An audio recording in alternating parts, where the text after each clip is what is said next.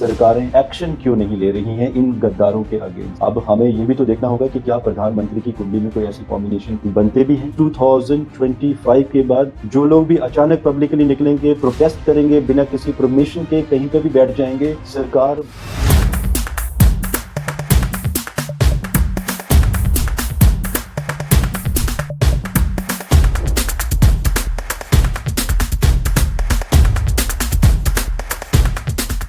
कुर्सी पर बैठते हुए फडणवीस जी दिखाई दे रहे हैं। विदेशों से भारतीयों का अपने देश में वापस आना।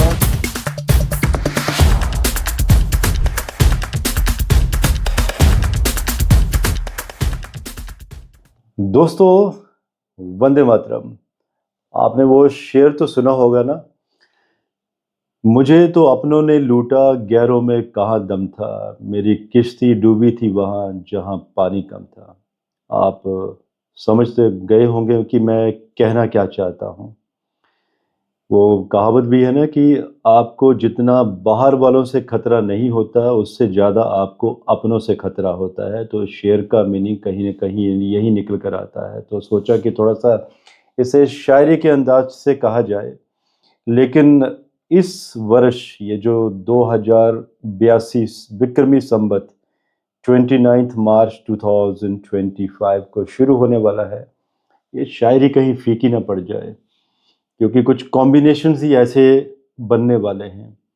क्योंकि ऐसे बहुत सारे लोग हैं हमारे देश में जो सरकारों का, हमारे जैसे नागरिकों का हमें टेक फॉर ग्रांटेड लेते हैं, हमारा फ़ायदा उठाते हैं। और देखिए, कहीं ना कहीं हमारे जैसे नागरिक भी ये सोचते हैं कि सरकारें एक्शन क्यों नहीं ले रही हैं इन गद्दारों के अगेंस्ट।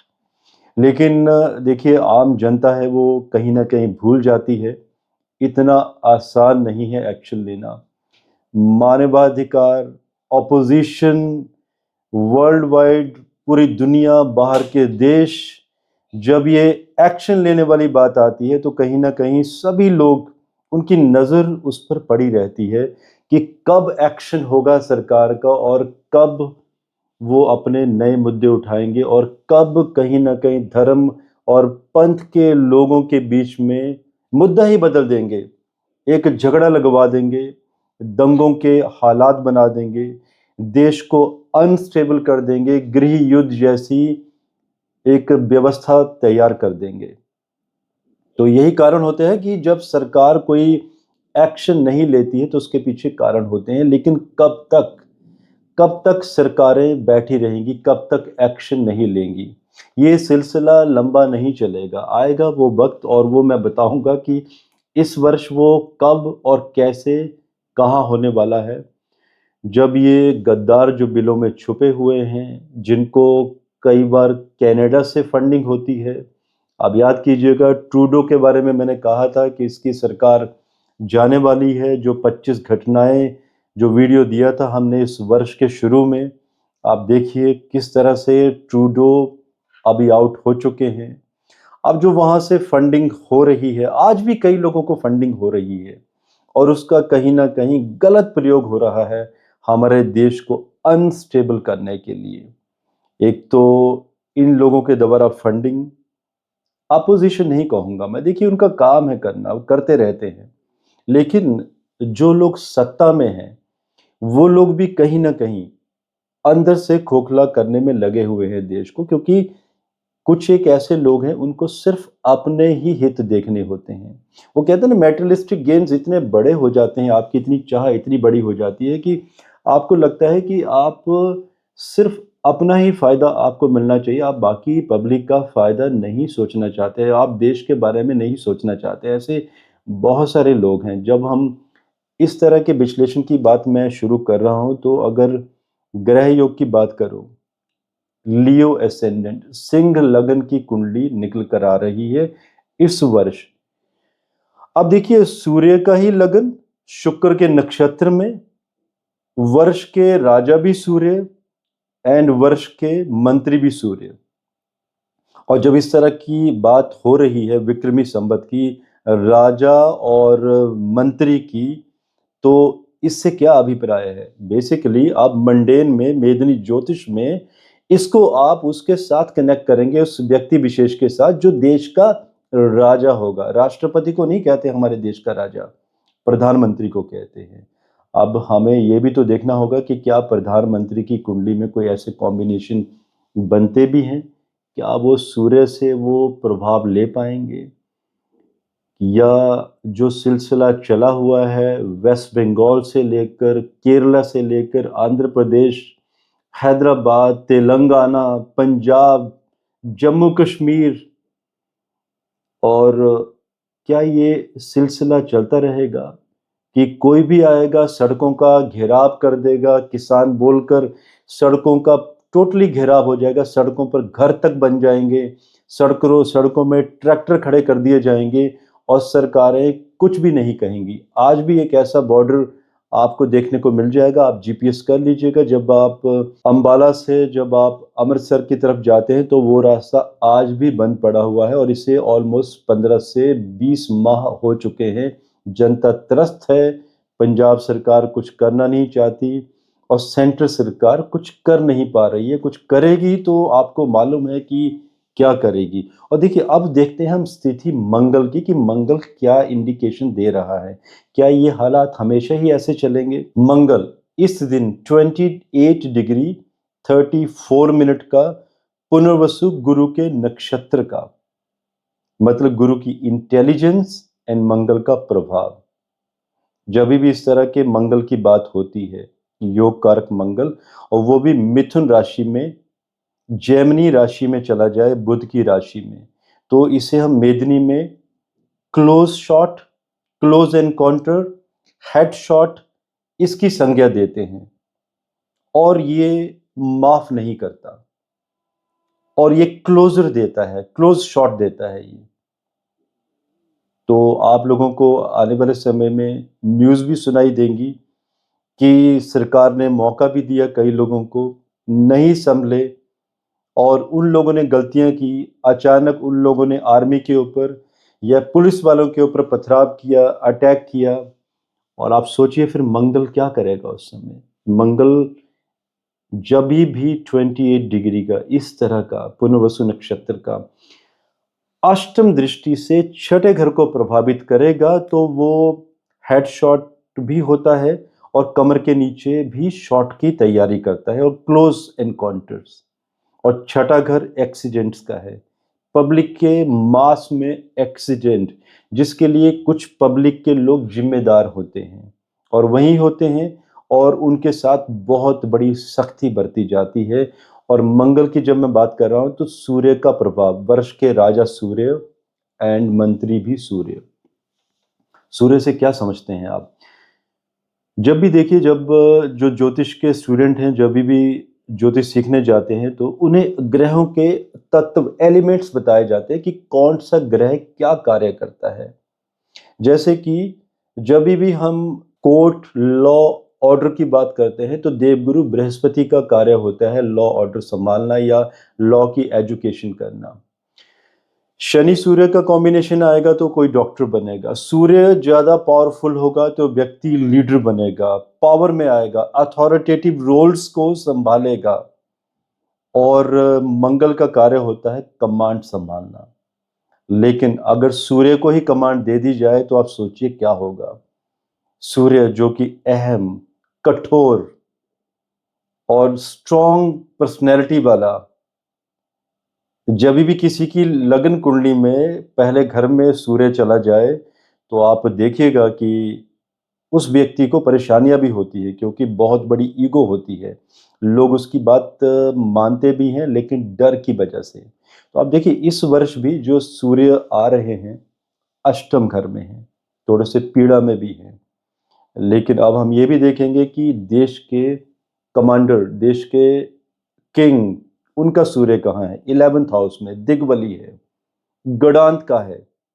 तो ये जो कॉम्बिनेशन थे ये बता रहे हैं कि बहुत बड़ी सख्ती होने वाली है 29 मार्च 2025 के बाद।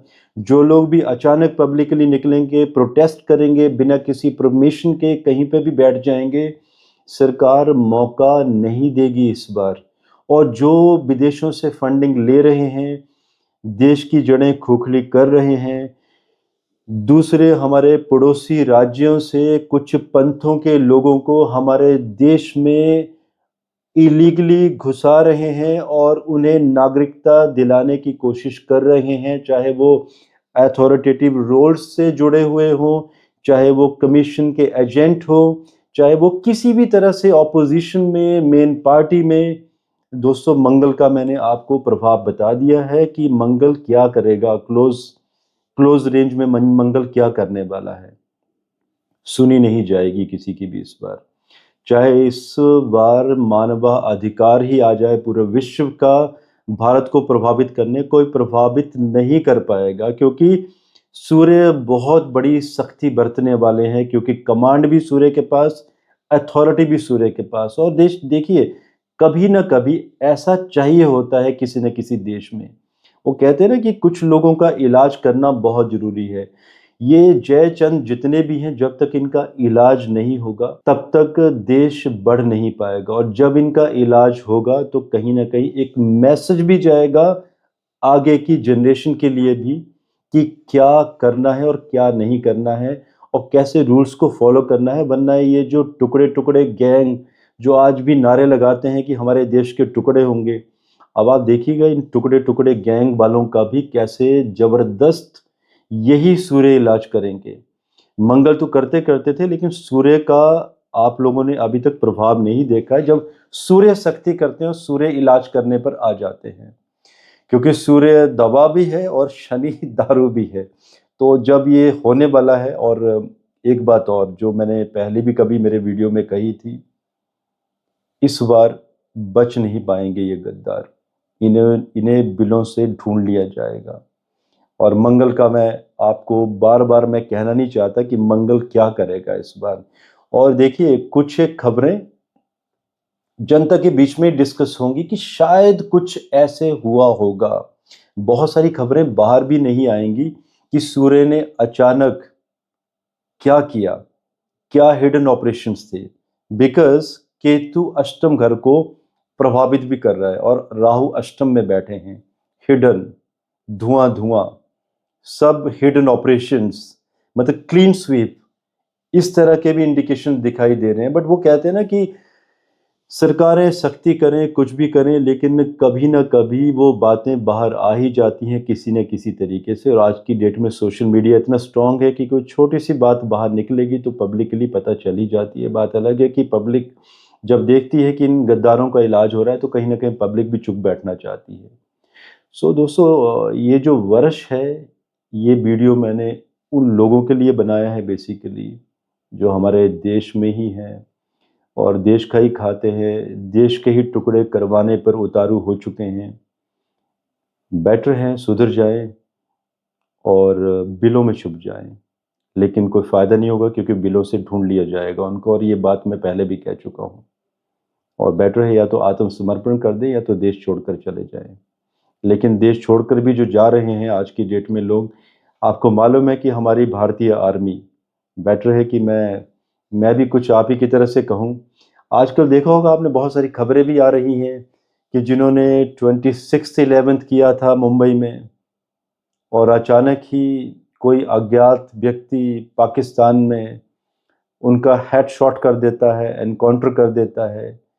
कनाडा में कुछ देश के गद्दार छुपे थे, कोई अचानक व्यक्ति, अज्ञात व्यक्ति कोई हेडशॉट कर देता है, कोई मारकर चला जाता है। ये बहुत सारी खबरें अब आप लोगों के सामने आने शुरू होंगी। ये ऐसे लगेगा जैसे कि ये आम न्यूज़ बन गई है। मतलब पहले कभी कभी आती थी, अब ऑलमोस्ट हर रोज इस तरह की खबरें आप लोगों को 29 मार्च 2025 के बाद सुनने को मिलेंगी कि आज ये निकल गया, कल वो निकल गया, किसी ने अचानक ऐसे कुछ कर दिया। और बाकी आप समझदार हैं कि ऐसे क्यों होता है और कैसे होता है। बेटर है कि इसे हम समझ लें, आप भी समझ लें और मैं भी समझ लूँ, क्योंकि कुछ बातें कहने की नहीं होती हैं। यूट्यूब है, प्लेटफॉर्म है, और एस्ट्रोलॉजर हूँ, मेरी भी एक मर्यादा है कि मुझे क्या, कितना, कहाँ पर बोलना है। तो जब कोड वर्ड में बातें होती हैं तो वो ज़्यादा अच्छा होता है। और बाकी अगर आप लोग कमेंट करना चाहते हैं तो आपको कोई रोक नहीं सकता। कमेंट्स की कोई लिमिट नहीं है, किसी भी तरह से आप कमेंट कर सकते हैं। बट हाँ, मर्यादा रखिएगा आप भी, कोई किसी के लिए अब्यूजमेंट मत कीजिए, गाली मत दीजिए। जो भी कहना है आप खुल के कहिए, लेकिन एटलीस्ट स्लैंग्स का प्रयोग नहीं होना चाहिए, बिकॉज वो हम भारतीयों का स्टाइल नहीं है। सो दोस्तों, आज के लिए इजाज़त दीजिए। और जब ये मैं कॉम्बिनेशन देख रहा था तो मुझे बहुत अच्छा लगा सुन के, देख के कि कुछ ऐसा होगा, और ये प्लानिटरी कॉम्बिनेशंस कुछ ऐसा बड़ा करने जा रहे हैं। और एक ही वर्ष में आप देखिएगा कितनी ज़बरदस्त सफाई होने वाली है सूर्य के द्वारा। आज के लिए इजाज़त दीजिए। धन्यवाद। जय हिंद। भारत माता की जय।